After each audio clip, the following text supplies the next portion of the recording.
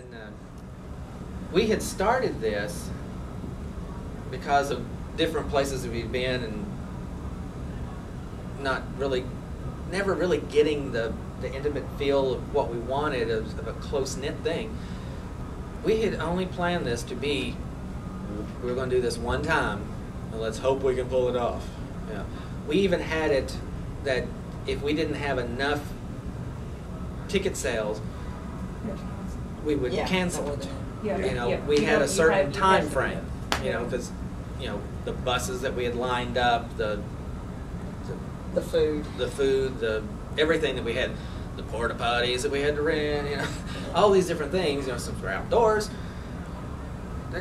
even though it's an old place, they don't have the outdoor plumbing anymore. No. So it's all indoors now. So we were outdoors now. Especially, we switched. Especially out at the barn, the old tobacco barn. There was nothing out there. There was one big barn. There was no other buildings out there. So we kind of didn't have a choice unless, we had a few country people that probably wouldn't have minded going in the woods, but we didn't want them to have to do that. Yeah. Oh, never mind. Yeah, when you do a convention, you get commitments from people to do stuff, paid labor, and you put down a little security deposit, and you've got a date you can go up to and still call it off. And as far as the financial end of it, that's probably the most dangerous aspect of a convention.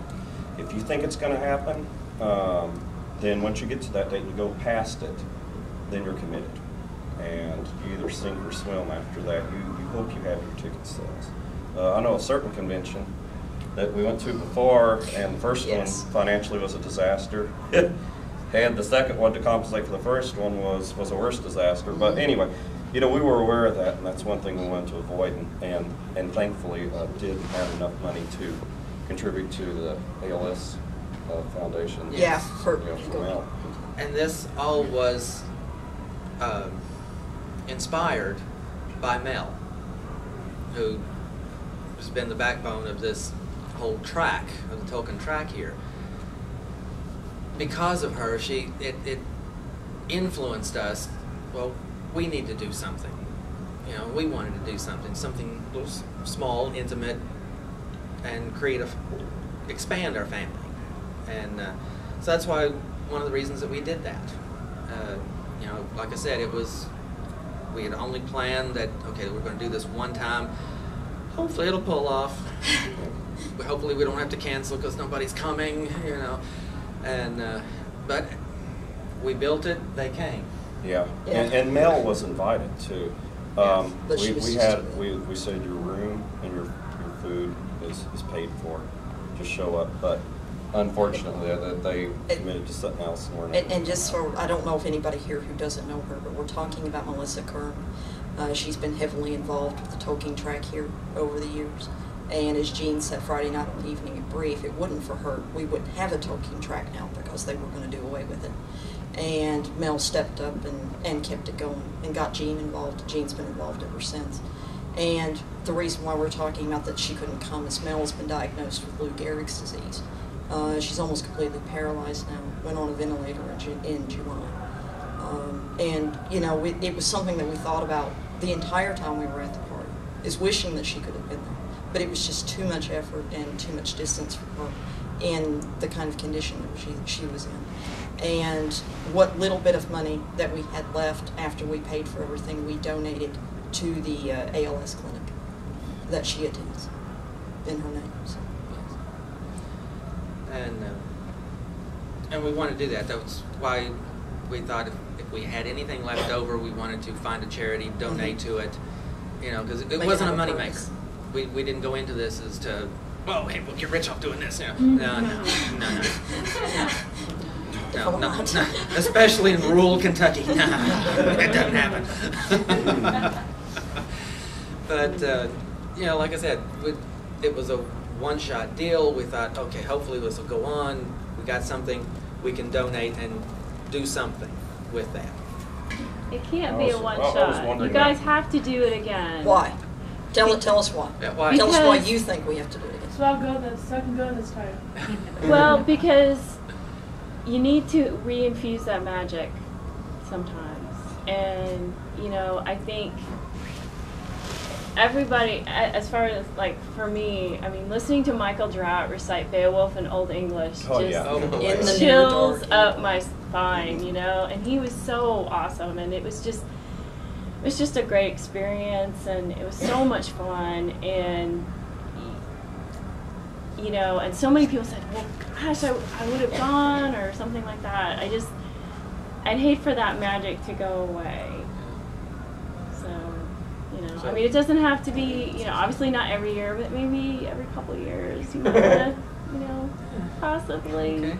Marie? I'd like to do it again because I want to come back and live in Robertson for 4 or 5 days or a couple of weeks again.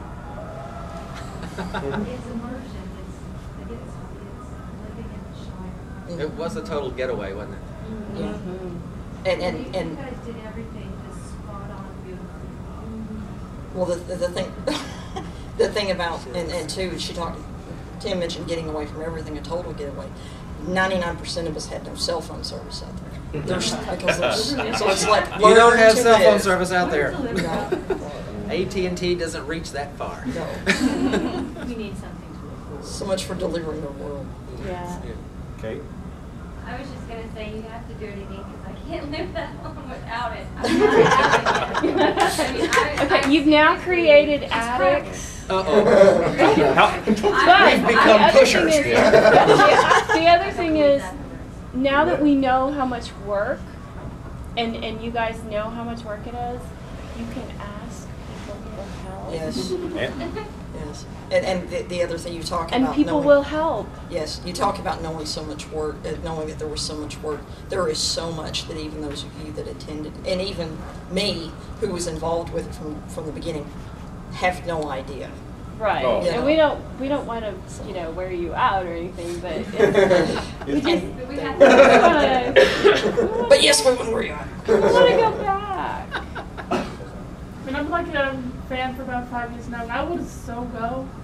And if now I'm 16 and if I could physically come and help you, I would. I'd not do it for free. Well, don't let the age stop I know. you because. But my parents, as parents, Right, Stephen and David were only, I think Stephen was 19 and David was 17 when they came. Yeah, but we live here. Yeah, one of the big. They're in ones- Savannah, Georgia. They drove all the way up there. I'll help you for free. They all did. Well, that's the idea, is everybody pitches in a little bit and stuff. And you already have the props. Yeah. Well, yeah, we do have our facade of Bag End that we created, that JP and I built at my house. Was it turned into firewood? No. No. Firewood? Oh, yeah. I couldn't bring myself to do it. Yeah, everything's up the door. We've already wrote down, and that's gone Just up. kidding.